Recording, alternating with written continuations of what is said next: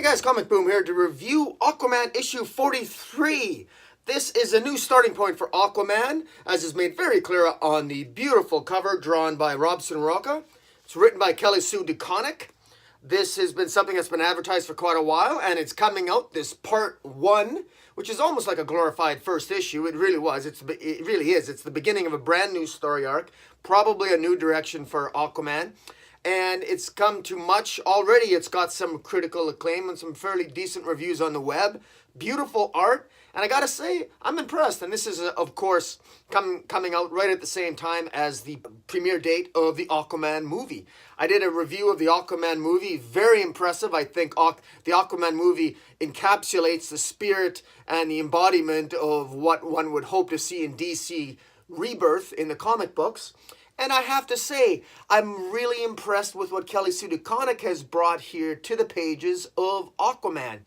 As we know, you don't need to read anything prior to picking up this issue. This is accessible, but I'm going to tell you what for those of us who have been reading Aquaman, what brings Aquaman to the beginning of this issue, because it basically has Aquaman in a new place. He's living in a place called the Island of Unspoken Water.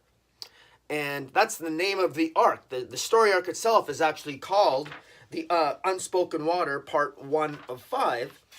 And the place where it's the Village of Unspoken Water. It's beautiful art again, the Village of Unspoken Water. Basically, Aquaman finds himself washed up on the shore of the Village of Unspoken Water. And he begins living a life amongst the voyages, and he has no memory of his past. He's got really no memory of where he's come from.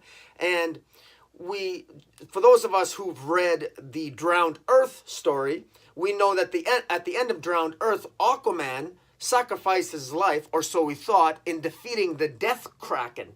And because he used the power of life, because Aquaman has the power of all sea life, he's got the power to channel all that life, and he utilized his vast power, and he channeled that life power he has essentially to defeat the Death Kraken, but at the cost, so we believed, at potentially his life. Although Wonder Woman did make a statement that she felt that Aquaman Arthur was not dead, but simply he was somewhere else. And of course, this being comic books, of course he's somewhere else. He's not dead, right?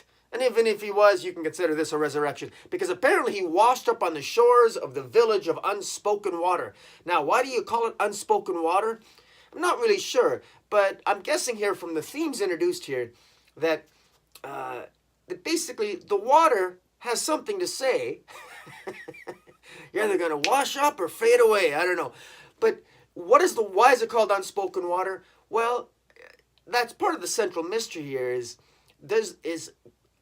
the sort of like the greed of mankind. You know, we draw lines in the sand to distinguish between the villages and the nations, and we sort of ignore the water, and we don't realize the power that the ocean can swallow us up at any time.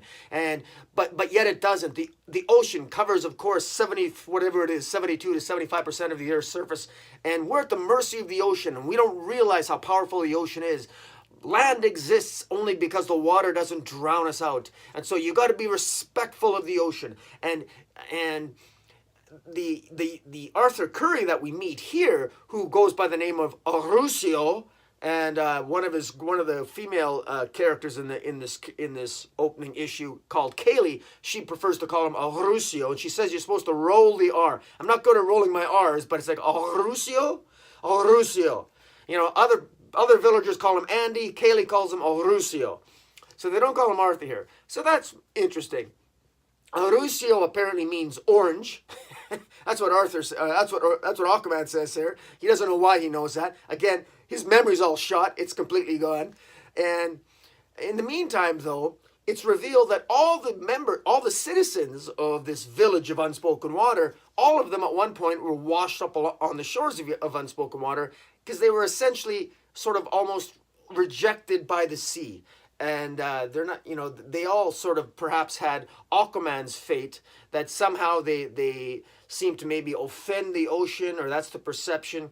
And so it's almost like the citizenry has come to accept the fact, or at least they've come to believe that they've all been somewhat banished to this a village of unspoken water to sort of make amends to the sea. And so they treat with great reverence the sea. And whenever there's a storm out, they view the sea as being filled with life and power and great forces.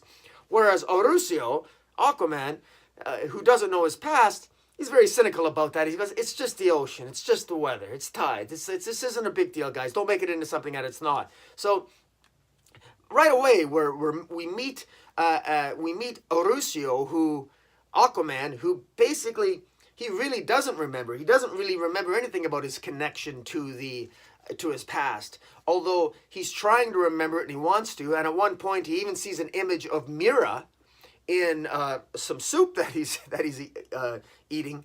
But so his memory perhaps is coming back, but it hasn't quite fully done so.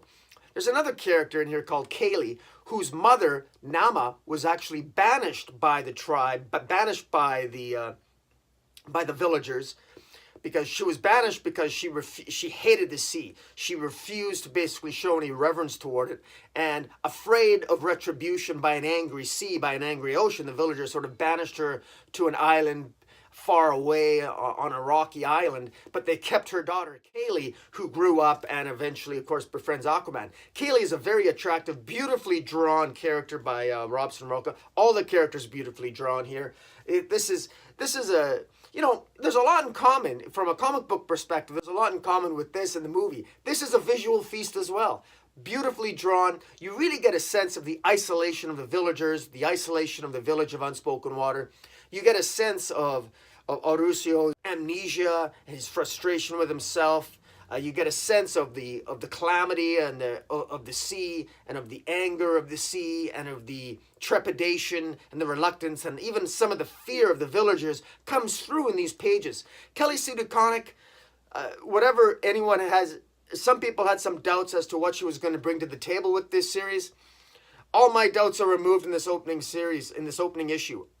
This is really well done. Really well done. It's whetted my appetite. It ends with Aquaman, with Aurelio rescuing Kaylee from the sea. He's sort of like he's parting, and she's about to be drowned, but either the sea somehow is protecting them, or Arthur himself is using, or Aurelio himself is parting the part of the ocean to protect Kaylee. We're not really sure what's going on there. There seems to be some gods at play. This Nama character, the mother of Kaylee. We're not really sure if she's a villain of the piece or if that's just some narrative misdirection. All these questions that I have, all in an opening issue. This whets the appetite. This hits it all on all cylinders. I'm definitely in for the long haul on this. Kelly Sue DeConnick, you did a real good job here. Robson Roca did great. I want to give a shout out to the inker as well. Danielle Henrique. Sunny Chow is a colorist. The coloring is fantastic. I mean, there's some scenes here. The second page where you see Arthur with that belt, with the Aquaman symbol on his belt, so you know it's Arthur or Aurelio. I mean, look at this. I mean, that's the character of Kaylee. Absolutely gorgeous. The art here is just fantastic, and I'll be showing scenes as I'm doing this review in post-production here, but this is a really great comic book. Check out Aquaman #1. Check out the movie Aquaman. If you don't check out the movie this holiday season, you guys are crazy. It'll heighten your holiday season because it's big, bright, it's beautiful, and it warms the heart, and it's all about the hero's journey. And I suspect so will this series ultimately end up being the village of unspoken water, where adventure lies for Aurelio. It sounds better than Arthur Curry anyway, doesn't it? Anyways, guys, have a great Christmas. Follow me on Twitter at Metropolis40. And until next time, hit the subscribe button and comment boom